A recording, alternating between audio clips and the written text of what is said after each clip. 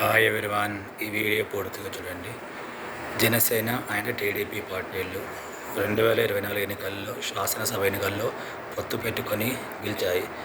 Janasena, TDP and BJP party మూడు కలిసి 164 స్థానాలు 164 స్థానాలు గెలిచాయి.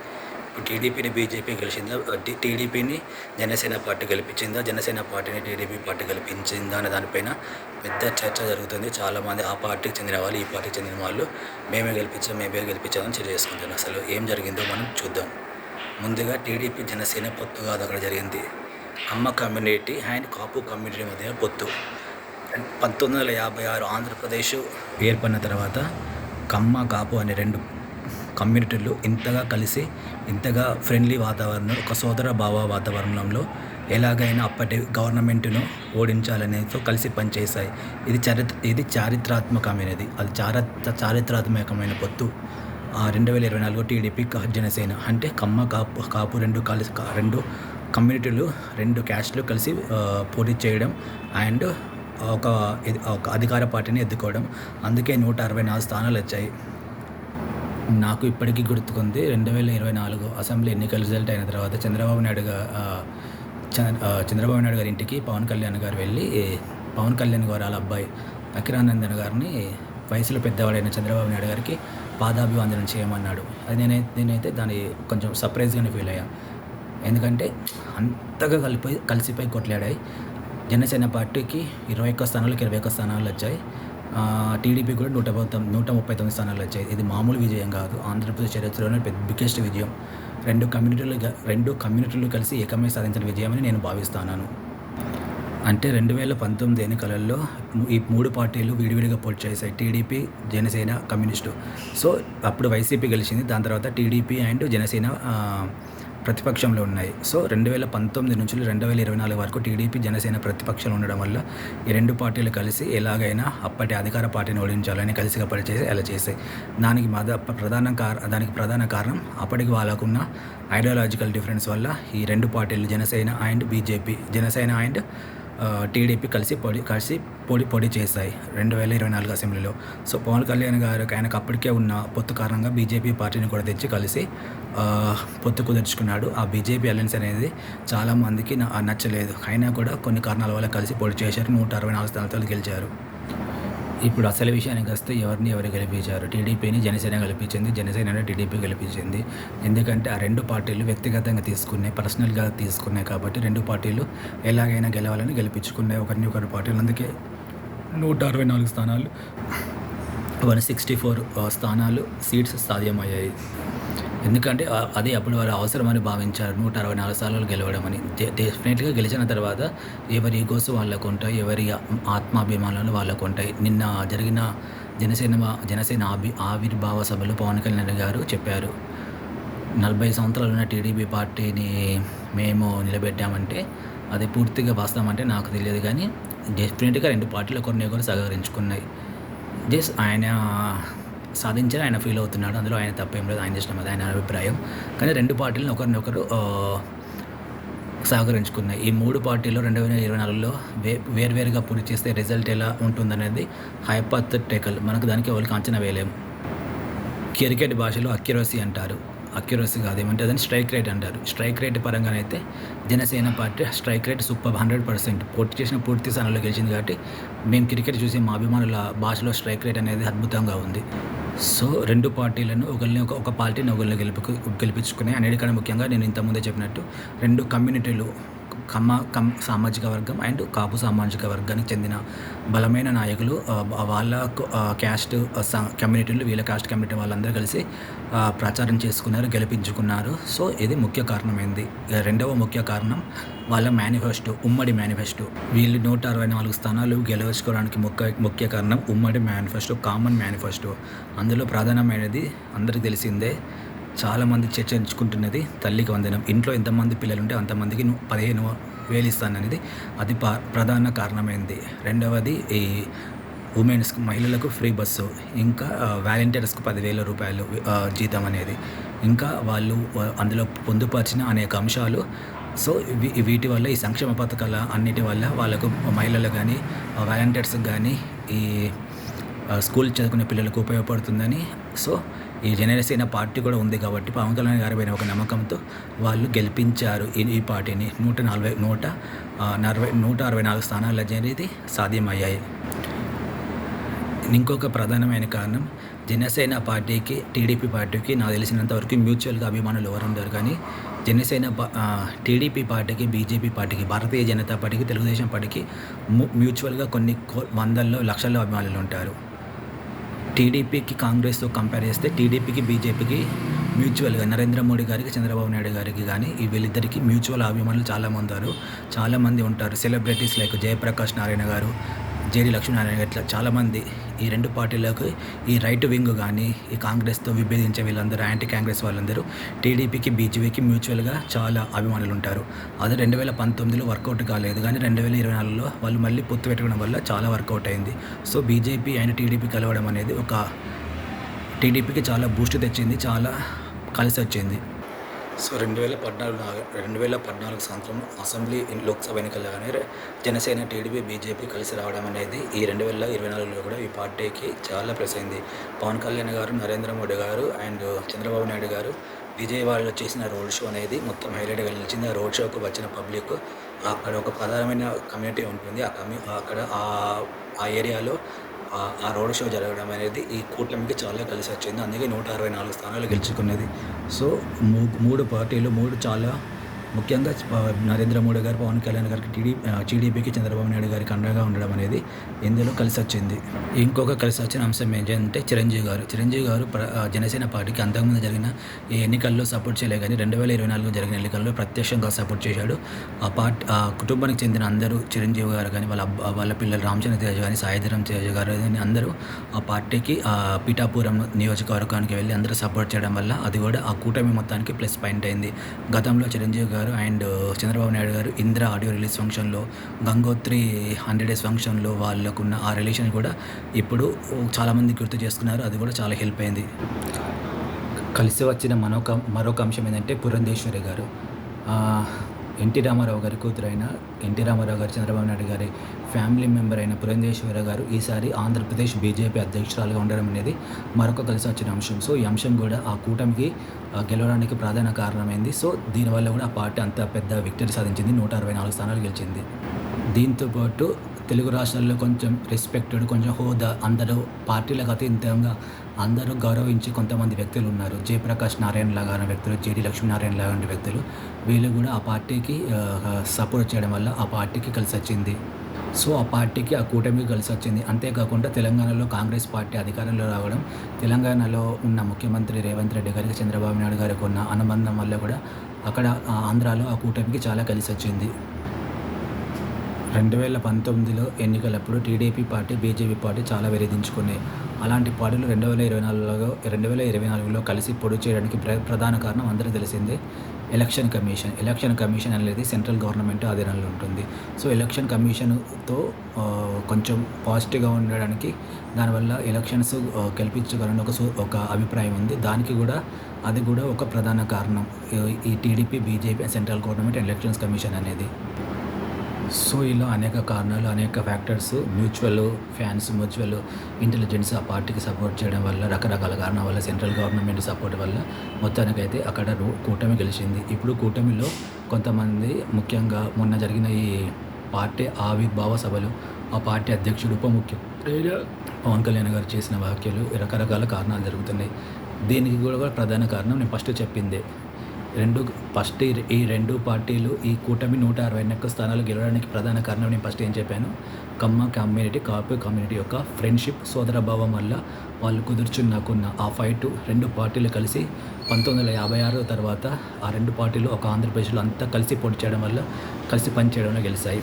ఇప్పుడు ఆ రెండు పార్టీలకు ఆ కూటమిలో విభేదాలుగా రావడానికి మెయిన్ కారణం ఆ రెండు కమ్యూనిటీ ఫ్యాక్టర్సే. ఒకటి కమ్మ, రెండు కాపు ఫ్యాక్టర్స్ అనేటి అక్కడ పనిచేస్తున్నాయి. సో జనసేన పార్టీలో కమ్మ కమ్యూనిటీ చెందిన వ్యక్తులు నాదెండ్ల మనోహర్ గారు ఉన్నారు.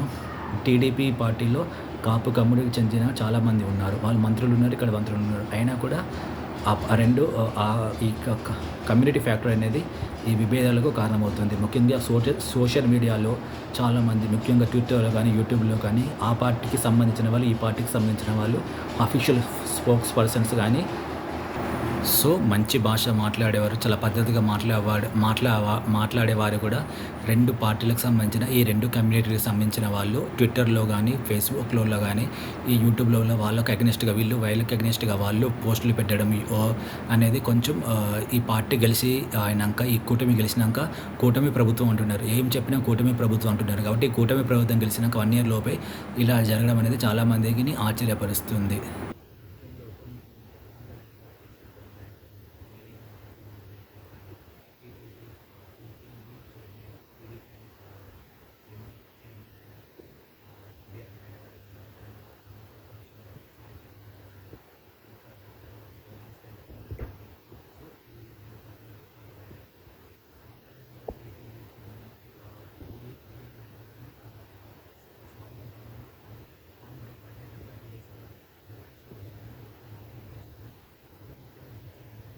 టీడీపీ వాళ్ళే స్టార్ట్ చేశారు. అంటే పవన్ కళ్యాణ్ గారికి ఒక చిన్న ఏమంటారు సాఫ్ట్‌గా ఒక చిన్నగా వార్నింగ్ కూడా కాదు. ఆయనకు కూడా ఒక పోటీ ఇద్దాం, పోటీగా ఉన్నాడు, నీకు పోటీగా ఉన్నాడని ఆయనకు సూచన ఇయ్యాలని అలా ప్రచారం జరిగింది. దాని తర్వాత పవన్ కళ్యాణ్ గారు దాని తర్వాత ఎలాంటి ప్రకటన గాని కూటమి ప్రభుత్వానికి అగెనిస్ట్‌గా ఎలాంటి మాట్లాడడం బంద్ చేశాడు. సో, మళ్ళీ మొన్న మహానాడులో 40 సంవత్సరాల టీడీపీని నేనే మా పార్టీ లేపామని ఆయన ఒక పాజిటివ్‌గానే చెప్పాడు.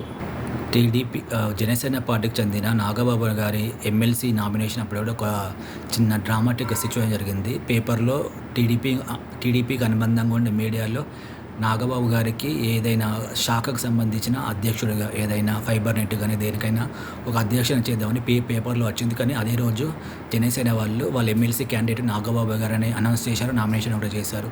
సో, ఇది కొంచెం కన్‌ఫ్యూజన్‌కి, కొంచెం గందరగోళానికి, కొంచెం విభేదాలకు ఆ 2 పార్టీల మధ్య, ఆ 2 కమ్యూనిటీల మధ్యలో రావడానికి కారణమైంది.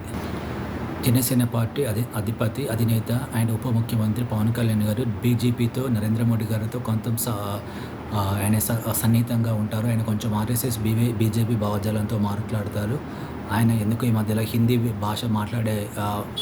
భాషను వ్యతిరేకిస్తున్న డీఎంకే వారిని కూడా తను విమర్శించాడు. మీరు తమిళ్ సినిమాలో హిందీలో ఎందుకు డబ్బు చేస్తున్నారు, ఎందుకు డబ్బులు సంపాదిస్తున్నారని. టీడీపీ వాళ్ళు ముఖ్యంగా బీజేపీతోనే అనుకూలంగానే ఉంటారు. కానీ టీడీపీ వాళ్ళకు నరేంద్ర మోడీ గారికి ఎక్కడో ఒక చిన్న పొత్తు పెట్టుకున్న గెలిచినా కూడా వాళ్ళు కూటమిలో అక్కడ సెంట్రల్ గవర్నమెంట్‌లో ఉన్నా కూడా వాళ్ళకి ఎక్కడో చిన్న ఏమంటారు దాన్ని, ఒక చిన్నపాటి గ్యాప్ అనేది ఉంటుంది. సో, ఇది కూడా ప్రధాన కారణం. బీజేపీతోని పవన్ కళ్యాణ్ గారు జనసేన పార్టీకి ఉన్నంత అనుబంధం టీడీపీకి, చంద్రబాబు నాయుడు గారికి బీజేపీతో, సెంట్రల్ గవర్నమెంట్‌తో ఉండదు. ముఖ్యంగా పవన్ కళ్యాణ్ గారు పోటీ చేసి గెలిచిన పిఠాపురం నియోజకవర్గం నాకు తెలిసినది గోదావరి జిల్లాలో, తూర్పు గోదావరి జిల్లాలోనో, పశ్చిమ గోదావరి జిల్లాలో ఉంటుంది. సో, అక్కడ ఆ స్థానం నుంచి టీడీపీ పార్టీకి చెందిన వర్మ గారు పోటీ చేస్తానని అనుకున్నారు. కానీ కొన్ని కారణాల వల్ల పొత్తులో అలయన్స్‌లో పవన్ కళ్యాణ్ గారు కేటాయించారు. సో, అక్కడ పవన్ కళ్యాణ్ గారు పోటీ చేసి గెలిచారు. మొన్న ఈ సభలో నాగబాబు గారు ఆ స్థానం కేవలం జనసేన కార్యకర్తల వల్ల గెలిచింది, జనసేన వల్లే గెలిచిందని చెప్పడం వల్ల కూడా ఆ 2 పార్టీలకు ముఖ్యంగా ఆ పిఠాపురం సంబంధించిన వర్మ గారికి ఈ పార్టీకి రైవల్రీ కారణమైంది. ఇప్పుడు ఇది నేను ఎందుకు చెప్తున్నానంటే చాలా న్యూట్రల్‌గా ఉండి చాలా మంచిగా మాట్లాడే వాళ్ళు కూడా ఈ టీడీపీకి సంబంధించిన వాళ్ళు జనసేనకు పార్టీకి అగెనిస్ట్‌గా పోస్టులు పెడుతున్నారు ట్విట్టర్‌లో. నాకు కొంచెం ఆశ్చర్యం కలిగించి ఇదేంది అప్పుడే 1 ఇయర్ లోపే ఇలా మారిపోయారేంటి అని. సో, అందుకోసం ఇంకా వీడియో చేయాల్సి వచ్చింది. జనసేన పార్టీతోని కంపేర్ చేస్తే టీడీపీ పార్టీకి కొంచెం మీడియా కానీ, పత్రిక మీడియా అంటే ప్రింట్ మీడియా కానీ, ఎలక్ట్రానిక్ మీడియా కానీ, యూట్యూబ్ మీడియా కానీ ఎక్కువ ఉంటుంది. జనసేన పార్టీకి ముఖ్యంగా అభిమానులు ఎక్కువ ఉంటారు. ఆయన సినిమా హీరో కాబట్టి అభిమానులు, ఆ కార్యకర్తలు, ఆ అభిమానుల ట్విట్టర్ హ్యాండిల్స్ ఇవి 2 ఉంటాయి. సో, ఎంత మ్యూచువల్‌గా ఎంత పొత్తులో కలిసి ఉన్నా అప్పుడప్పుడు వాళ్ళను ట్వీట్ చేసుకుంటూ కొంచెం గ్యాప్‌ను మాత్రం క్రియేట్ చేస్తున్నారు. కొంచెం రైవల్రీ మాత్రం చిన్నగా అప్పుడప్పుడు జరుగుతుంది. ఇంకా అన్నిటికంటే ముఖ్యం ఒక విషయం చెప్పాలి. భారతదేశంలో 543 స్థానాలు ఉంటాయి. అందులో 80 స్థానాలు కేవలం ఉత్తరప్రదేశ్ అనే రాష్ట్రంలో ఉంటాయి. ఉత్తరప్రదేశ్లో 80 లోక్సభ స్థానాల్లో ఎవరు ఎక్కువ గెలిస్తే వాళ్ళే దేశంలో గవర్నమెంట్ స్థాపిస్తారు. అక్కడ నుంచెల్లే ప్రధానమంత్రి అవుతారు. అందుకే ఉత్తరప్రదేశ్ నుంచెల్లే ప్రధానమంత్రి పోటీ చేస్తారు ఎవరైనా. వారణాసిని మోడీ గారు అంతకుముందు చాలామంది. సో, భారతదేశానికి ఉత్తరప్రదేశ్ లాగా ఆంధ్రప్రదేశ్ రాష్ట్రానికి ఉభయ గోదావరి జిల్లాలు, తూర్పు గోదావరి జిల్లా, పశ్చిమ గోదావరి జిల్లా అనేది ముఖ్యం. రెండు గోదావరి జిల్లాలు కలిపి 39 స్థానాలు, అసెంబ్లీ స్థానాలు ఉంటాయి. అక్కడ కాపు కమ్యూనిటీ వాళ్ళు ఎక్కువ ఉంటారు. సో కమ్మ కాపు అనే కాంబినేషన్ అనేది ఆ నియోజకవర్గాలలో గెలిచింది. అందుకు ఈ రెండు పార్టీలు కలిసి అక్కడ 39 స్థానాలు గెలిచినాయి. అంటే కమ్మ కాపు కమ్యూనిటీ అనేది ప్రభావం, వాళ్ళ కాంబినేషన్, వాళ్ళ సోదరభావం, వాళ్ళ ఫ్రెండ్షిప్, వాళ్ళ కలిసి పనిచేసిన విధానం ఎంతగా ఉపయోగపడిందో తెలుసుకోవచ్చు. 39 స్థానాలు కమ్మ కాపు బీజేపీ 3 పార్టీలు గెలిస్తాయి. బీజేపీ పార్టీ రాష్ట్ర అధ్యక్షురాలైన పురంధేశ్వరి గారు కూడా ఈ జిల్లాల నుంచి పోటీ చేసి గెలిచారు. అండ్ బీజేపీ పార్టీ నుంచి పురంధేశ్వరి గారు కానీ శ్రీనివాసరాజు గారు ఈ 2 గోదావరి జిల్లాలో గెలిచారు. బీజేపీ పార్టీ గెలిచిన 2 లోక్సభ స్థానాలు ఈ గోదావరి జిల్లాలో గెలిచారు. రాజమండ్రి అయిన నర్సాపూర్. అన్నిటికంటే చెప్పుకోవాల్సిన మరో ముఖ్యమైన అంశం, నాకు ఆశ్చర్యం కలిగించే అంశం ఈ నరసాపూర్ లోక్సభ కాన్స్టిట్యున్సీ. ఇది గోదావరి జిల్లాలో ఉంటుంది. ఏ గోదావరి జిల్లా నాకు తెలియదు కానీ తూర్పు గోదావరి జిల్లా అనుకుంటా. ఇక్కడ ప్రతిసారి పోటీ చేసే అభ్యర్థి రాజకులానికి చెందిన వ్యక్తి ఉంటారు. కృష్ణంరాజు గారు, గోకరాజు గంగరాజు గారు, రఘురామకృష్ణరాజు గారు, ఆయన పేరేం పేరు, మన కనుమూరి బాపిరాజు గారు, ఇప్పుడు ఈ రాజు గారు, శ్రీనివాసరాజు గారు, అక్కడ ఈ రాజు కమ్యూనిటీకి చెందిన వాళ్ళు ఎక్కువగా పోటీ చేస్తారు ఆ నియోజకవర్గం నుంచి. సో ఈ ఫ్యాక్టర్ కూడా రాజు కమ్యూనిటీ అనేది పోటీ చేయడం వల్ల ఆ నియోజకవర్గాల్లో అది కూడా ఆ ఫ్యాక్టర్ కూడా చాలా బాగా పనిచేసింది. ఈ కాన్స్టిట్యున్సీలో నర్సాపూర్ కాన్స్టిట్యున్సీలో ఏ పార్టీ అయినా ఆ కమ్యూనిటీ నుంచి ఆ రాజు కమ్యూనిటీ నుంచి క్యాండిడేట్ పెడతారో వాళ్ళే గెలుస్తారు. సో ఈ రాజు కమ్యూనిటీ అనేది ఈ కూటమికి పూర్తిగా సహకారం చేయడం వల్ల అక్కడ బీజేపీ, టీడీపీ కూటమి ప్రభుత్వం ఆ జిల్లాలో 39 స్థానాలు గెలవడం ప్రధాన కారణమైంది. అన్నిటికన్నా ముఖ్యంగా ఈ గోదావరి జిల్లాలలో రైట్ వింగ్ భావజాలం, బ్రాహ్మణ భావజాలం, ఆర్ఎస్ఎస్ భావజాలం, ఈ ఏబీవీపీ భావజాలం, ఈ రైట్ వింగ్ భావజాలం ఉన్న మనుషులు ఎక్కువగా ఉంటారు. అక్కడ గోదావరి నది ప్రవహించడం వల్ల, వివిధ కారణాల వల్ల, అన్నవరం పుణ్యక్షేత్రం ఉండడం వల్ల అక్కడ రైట్ వింగ్ భావజాలం ఎక్కువ మంది ఉంటారు. ఈ 2 గోదావరి జిల్లాలో, తూర్పు గోదావరి, పశ్చిమ గోదావరి జిల్లాలలో అక్కడ ఉన్న 39 స్థానాలు కూటమి ప్రభుత్వం గెలవడానికి ప్రధాన కారణమైంది ఈ రైట్ వింగ్ భావజాలం ఉన్న వ్యక్తులు ఆ నియోజకవర్గాల్లో ఎక్కువ ఉండడం వల్ల. గోదావరి జిల్లాల తర్వాత చెప్పుకోవాల్సిన మరో 2 జిల్లాలు ఉమ్మడి కృష్ణా జిల్లా, ఉమ్మడి గుంటూరు జిల్లా. ఉమ్మడి కృష్ణా జిల్లా, ఉమ్మడి గుంటూరు జిల్లాలలో కమ్మ కమ్యూనిటీ చెందిన వ్యక్తులు ఎక్కువ మంది ఉంటారు.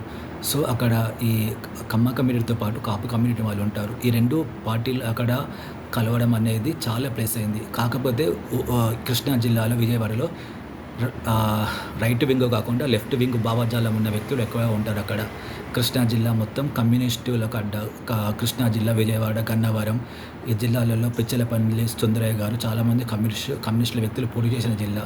సో గోదావరి జిల్లాలలో రైట్ వింగ్ భావజాలం ఉన్న వ్యక్తులు ఎక్కువ ఉంటారు. ఈ కృష్ణా జిల్లా, విజయవాడ, గన్నవరం ఇక్కడ కమ్యూనిస్టు భావజాలం, లెఫ్ట్ భావజాలం ఉన్న వ్యక్తులు ఎక్కువ ఉండడం వల్ల ఇక్కడ బీజేపీ కంటే Kapu community and Kamma community 2 combination బాగా వర్కౌట్ అయింది. ముఖ్యంగా అక్కడ ఉన్న కమ్యూనిస్టు భావజాలం ఉన్న వ్యక్తుల్లో కమ్మ కమ్యూనిటీకి చెందిన వాళ్ళు ఎక్కువ ఉండడం వల్ల సో అది అక్కడ ప్లస్ అయింది. ఈ వల్లభనేని వంశీ గతంలో ప్రాతినిధ్యం వహించే గన్నవరం సీటు కూడా పుచ్చలపల్లి సుందరయ్య గారు ప్రాతినిధ్యం వహించారని వంశీ గారు ప్రతిసారి చెబుతుంటారు.